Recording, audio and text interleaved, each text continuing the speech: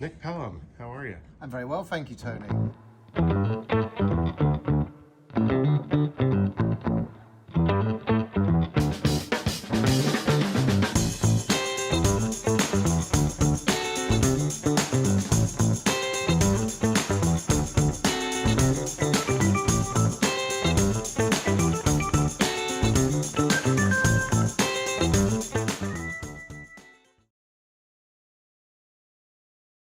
It was films. I clearly remember when I was a child being incredibly inspired by the Roger Moore James Bonds.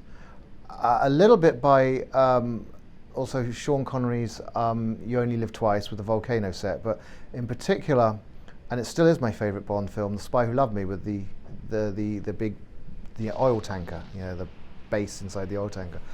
And when you're 7 years old, you don't really know about design and film and such, but there's something inside you that clicks. And I used to reenact that with my little sort of Star Wars men and bits and pieces. And then myself and my friend at school, we used to storyboard our Star Wars figure games on Saturdays. And Saturday morning we would draw it all out. Saturday afternoon we'd play it. And boy, I wish I'd kept those drawings. So I always knew about film and behind the scenes stuff, but originally I seem to remember wanting to be a stuntman and a special effects man, until my brother said, stunts you need to be physically active and special effects you need chemistry degree. And so I thought, well, I better go into what sort of my strengths lie, and that was drawing, I guess. Oh goodness, what gets me going? A well-crafted action scene which has a story, a beginning, middle and end. I have had many debates with friends, colleagues and directors about, an action scene has to have a story and a point to it. You can't just blow things up for the sake of it. So that's when I see a good action sequence. I'll give you an example. The most recent Batman movie with a car chase. It was incredibly dramatic and just so well put together, and it ended before you got tired of it, which is very important. Get out of the scene quick before your audience gets a little bit.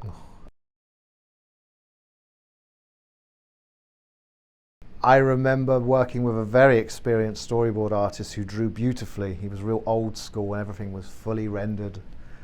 And he was a little bit intimidating, and he was a little bit wary of the new guy. So that put me on edge, of course. So you never really relax, or I certainly didn't. And you can see it in those drawings that I wasn't professionally ready to be a film storyboard artist.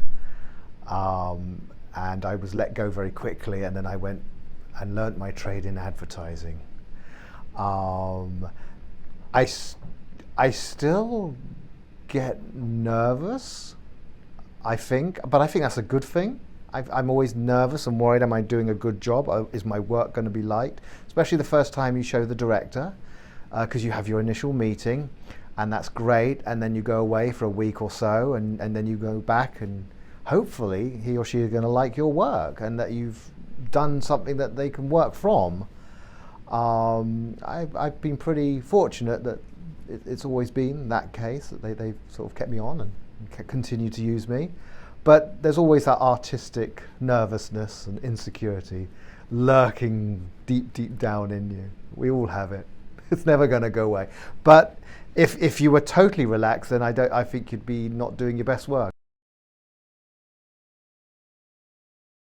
The process starts with meeting with the director, and you're given a scene, and you sometimes make notes and thumbnails there and then, or he'll just say, scene, whatever, off you go. So you go away for a few days and you make little thumbnails.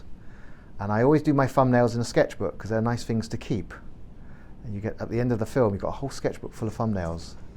And I don't know about anybody else, but I always think artist sketchbooks are just the coolest thing ever. So a fellow storyboard artist taught me that. So then I will then print those out and go and show them. And they'll go through and they'll either like or have changes. And then you go back and you start drawing them up neater. And I usually do 4 frames to an A4 page. Now I still draw traditionally. I think I'm one of the last in the UK I think most of my friends and colleagues are digital, but I still draw on paper with I start with a non-photo blue pencil, and then a sharp 2B pencil, and then sometimes I'll add a bit of shading with pencil, or I'll scan those pages and add shading in Photoshop. That Photoshop shade just makes them just look a little bit more, a little bit better, a little bit, it brings them out a bit.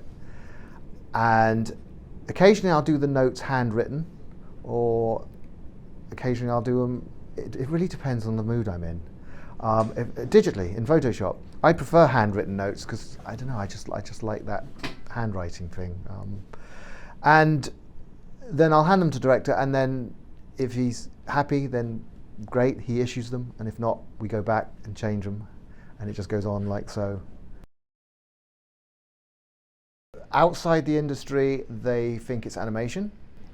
A lot of my friends, or people I meet, friends of friends, they think I'm an animator, which is far from it. That's a different skill entirely. I don't think I'd have the patience to animate 24 frames a second. I always say, well, think of it like a comic strip of the film. I draw panels, but we have to stick within a certain size panel, and think about the flow and the sequence. But then people usually get it. I have several. It would be David Lean, Alfred Hitchcock, David Fincher, Steven Spielberg, and John McTiernan. Why? Just the craft of direction. They are pure directors. They know their stuff. They were just, I suppose, naturally gifted to direct. Like some people are naturally gifted to paint, or do sports, or maths, or something, or anything, any subject. Those guys were obviously born to direct movies, and their work is just, for me personally, in particular, they're just brilliant to watch and learn from.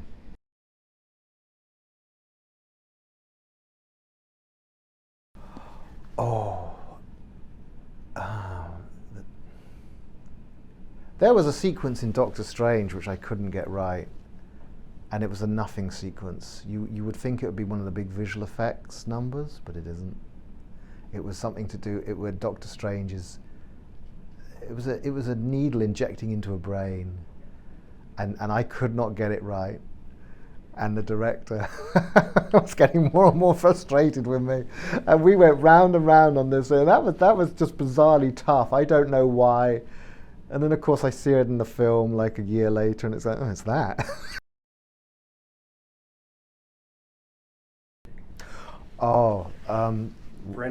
For any artist, but storyboard artists in our field, missing your deadline. Don't think you've got forever to draw the sequence. Everybody, department heads, producers, the director, of course, they're all waiting for your work because they have work to do from these drawings. It's important to get them over to them as soon as possible in a clear and precise manner, because then they can schedule and budget and work out stunts, special effects, visual effects. It's incredibly important that you get your work and you hand it in in a soon but sensible time frame. It's not good to overrun. You don't want the producer or director ringing you up and saying, where are the storyboards? And the other little thing is to keep the drawings as clear as possible. The other, you don't want anybody to say, I don't get what's going on in this frame. That's like, what it takes to make it in the industry. Commitment, hard work, and a bit of luck. You've got to be committed. If you want to be I can only talk about storyboarding, but if you want to be a storyboard artist, go for it. Be committed, learn how to draw, learn sequences, learn editing, learn everything about film, structure. That comes into hard work, practice. And then of course there's a little bit of luck. I had a little bit of luck, good fortune, when I rang certain people at the right moment. They picked up the phone at the right moment. And then just keep going. Nick, Thanks so much for doing this. I really appreciate it. Thanks for keeping continuity. I really appreciate it. I try my best.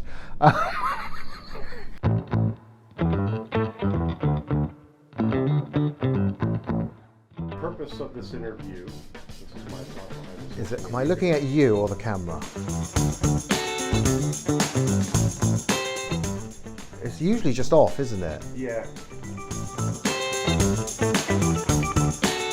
I think that would be better, because I think if you look, especially if you're unprofessional, you start going a bit starey-eyed, don't you? Yeah.